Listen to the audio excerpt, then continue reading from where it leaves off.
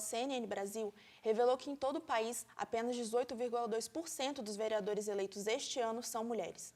Porque mesmo em 2024 a representatividade feminina na política ainda é tão baixa. Para falar sobre esse assunto importante, nós convidamos a vereadora mais votada de Vitória, Carla Coser.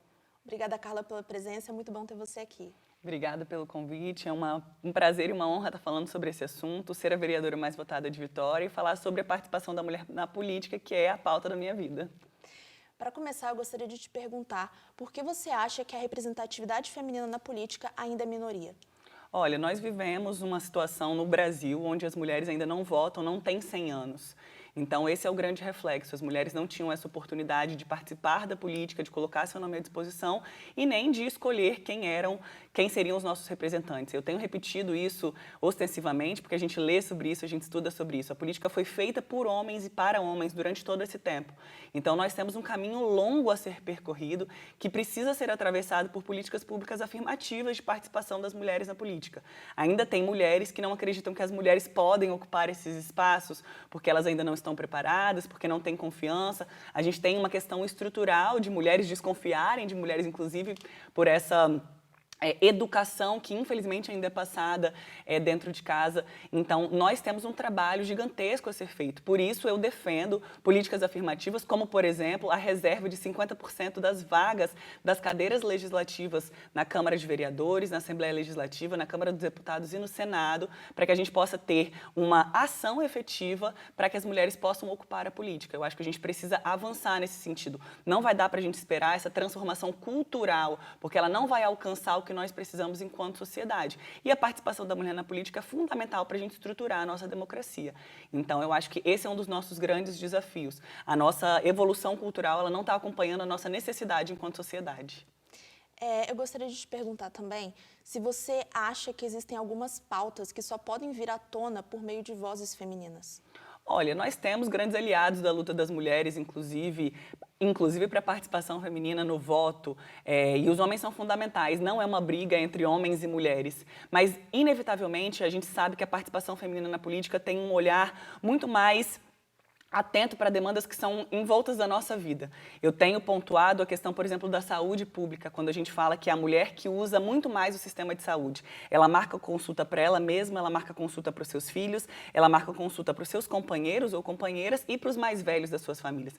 Então, quando a gente pensa a participação da mulher nesse espaço, o que vai ser mais fácil? A forma de marcação de consulta, a forma de atendimento, a forma de que a prefeitura vai entrar em contato, por exemplo, aqui no caso do município de Vitória, com essa família, a gente precisa pensar do ponto de vista da mulher, o que vai ser mais fácil para ela.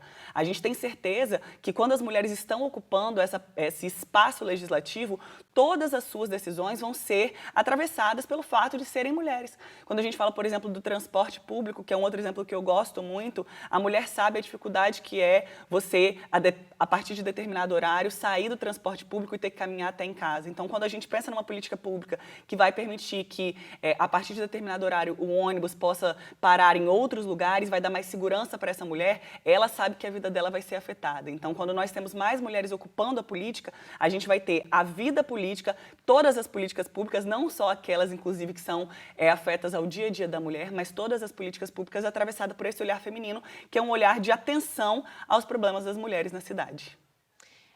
Você acha que dentro dos partidos, até mesmo de esquerda, existe algum tipo de resistência em lançar candidaturas femininas?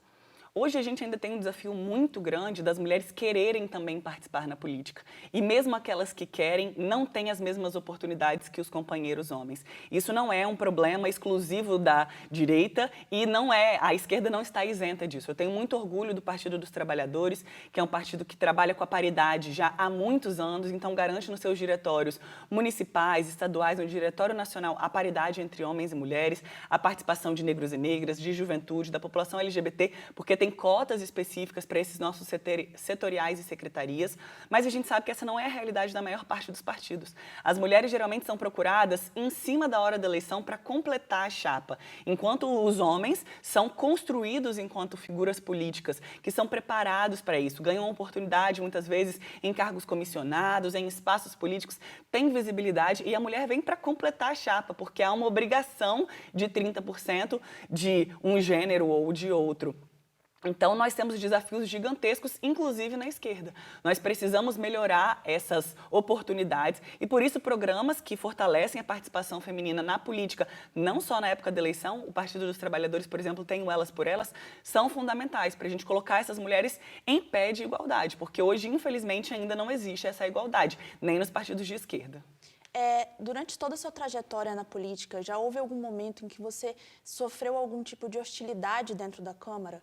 Olha, foram infelizmente muitos casos. A violência política de gênero foi uma realidade dos 2 primeiros anos do meu mandato e, na verdade, o que aconteceu comigo e a época vereadora Camila Valadão se tornou um case nacional de estudo sobre violência política de gênero, né? A gente teve um vereador que, por exemplo, levou uma mamadeira, uma chupeta, uma lata de leite ninho e disse que eu era uma menina mimada que não sabia me comportar diante de perder as votações e por isso eu podia ir para casa chorar. Isso foi extremamente violento. Eu fui chamada de menina mimada, de covarde, de canalha, eu fui desacreditada, fui chamada de sem noção. Foram muitas agressões verbais e muitas microagressões, como, por exemplo, interrupção na minha fala no momento onde eu estava construindo a minha argumentação para defender um projeto ou outro.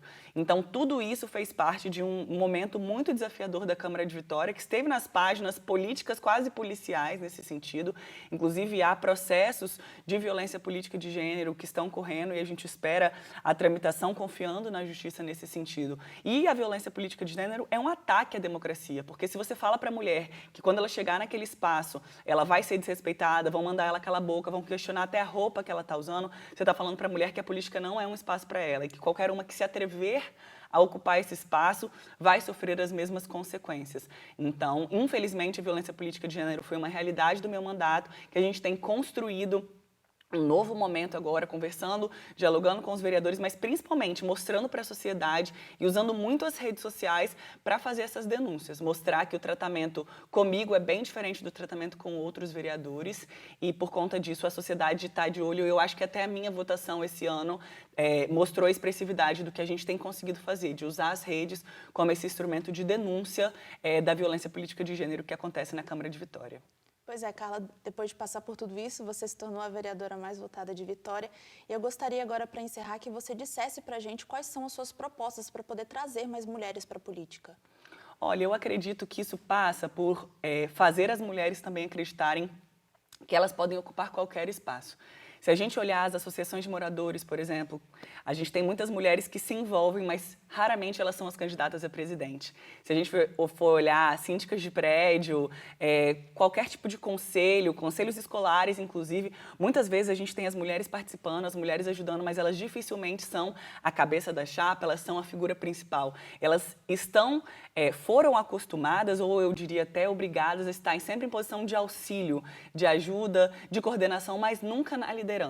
Isso é uma questão que nós precisamos trabalhar de educação, de que as mulheres precisam ter confiança de ocupar esses espaços. A gente sofre muito com síndrome da impostora, com a dificuldade de acreditar que nós podemos. Eu digo assim, as mulheres, essa frase não é minha, eu assisti ela numa palestra, mas eu repito, a gente não tem a oportunidade de ser medíocre. A mulher tem que ser excelente no que ela faz para ela acreditar, inclusive, que ela pode ocupar esse espaço. E aos homens, não. Aos homens é aceito que eles sejam meio mais ou menos em determinadas coisas e mesmo assim possam ocupar cargos de chefia. Então, nós precisamos envolver as mulheres na política. Eu uso muito a comissão de direitos das mulheres na Câmara de Vitória para trazer essas mulheres para falar. Por exemplo, as mães atípicas, que são mães de crianças com necessidades especiais, de crianças com deficiência, que passam por um desafio gigantesco, muitas vezes são abandonadas pelos seus parceiros, têm que assumir a chefia de uma família. Essas mulheres são líderes natas, elas têm uma força de, assim, leão para lutar pelos seus filhos. E essas mulheres podem e devem ocupar todos os espaços. Então, a gente leva elas na comissão para elas falarem sobre os problemas, para que a sociedade escute elas, para que a prefeitura escute elas. Então, acho que o nosso trabalho é esse. O lema do meu mandato é por todas as vozes. E o lema dessa minha campanha foi vitória de todas as vozes. Todo mundo tem uma voz.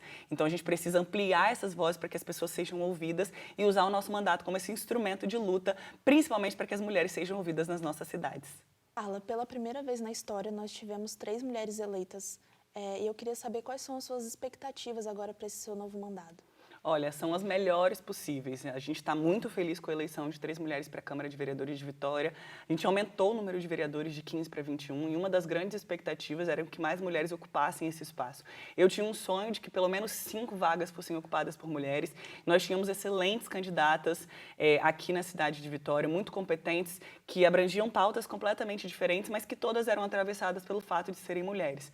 A gente tem agora a professora Ana Paula Rocha, do PSOL, que vai fazer com certeza um trabalho muito combativo com a juventude negra, com os professores, os trabalhadores da educação. Então, uma expectativa muito grande no mandato dela. Acho que será uma grande parceira na luta das mulheres. E a gente tem a Mara Maroca, do PP, que é uma liderança comunitária da região de São Pedro, que tem um trabalho já de liderança comunitária muito grande e que eu tenho certeza que também vai conseguir ter a vida atravessada e ter o seu trabalho atravessado por pela situação, pelo fato, com certeza, de ser mulher. Eu acho que nós 3 juntas vamos com certeza pautar temas importantes para a vida das mulheres na Câmara de Vitória, usando a comissão para fazer esse trabalho, mas também deixando o registro que as mulheres não falam e não querem só falar sobre a Comissão da Mulher e só estar nesse espaço. A gente quer discutir a Comissão de Constituição e Justiça, a gente quer discutir a Comissão de Finanças, a gente quer debater empreendedorismo na cidade, a gente quer debater todos os temas. Então, acho que são mulheres extremamente competentes que vão, com certeza, ajudar a qualificar o trabalho da Câmara de Vitória. Nós temos pesquisas intensas que falam sobre isso, que quando as mulheres ocupam a política, elas transformam a política. A gente tem as empresas que, quando tem mais mulheres no seu corpo diretor, por exemplo, têm índices melhores de produtividade, menos corrupção. Então, mulher na política, na verdade, é um fortalecimento da democracia, como eu disse. Agora, Carla, gostaria que você mandasse um recado para as mulheres que estão em casa nos assistindo. Mulheres, vamos nos unir. A força das mulheres, quando ela é junta, ela é muito grande e ela é muito transformadora para a sociedade. Infelizmente, num passado recente, nós fomos ensinadas a competir umas com as outras, mas essa é uma estratégia para que a gente se divida e para que a gente não perceba o quão forte é a força feminina para ocupar todos os espaços. Eu sei que é desafiador, as mulheres têm dupla, tripla jornada, são mães, são trabalhadoras, são estudiosas, têm que fazer inúmeras tarefas, mas quando a gente se junta e quando a gente trabalha em conformidade, pensando no bem-estar de toda a coletividade, de toda a cidade, a gente consegue fazer grandes transformações. É nisso que eu acredito, é para isso que eu trabalho. Eu tenho certeza que se a gente construir uma cidade para as mulheres, a gente vai conseguir transformar as nossas cidades e a vida de todo mundo, de todas as famílias, para melhor. Muito obrigada, Carla, pela sua presença. Foi muito bom conversar com você. Obrigada a você de casa também pela audiência. Tchau, tchau.